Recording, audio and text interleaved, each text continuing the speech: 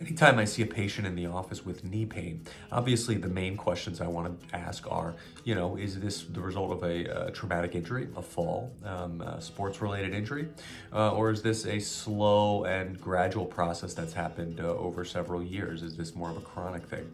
And then, we always do a good history and then a physical exam, understanding exactly where the pain's coming from. And those are key questions I ask patients, where in the knee do you have pain? Is it on the inside part? Is it on the outside part? Is it in the front? Is it in the back? What are the activities that give you pain? And then also, what are the alleviating factors? So what things that you do make the knee feel better? So those are all important questions that I ask patients. And that allows us to tailor our treatment to exactly what your problem is. So if it's an issue that's related to an overuse injury or a muscle strain, we treat that accordingly.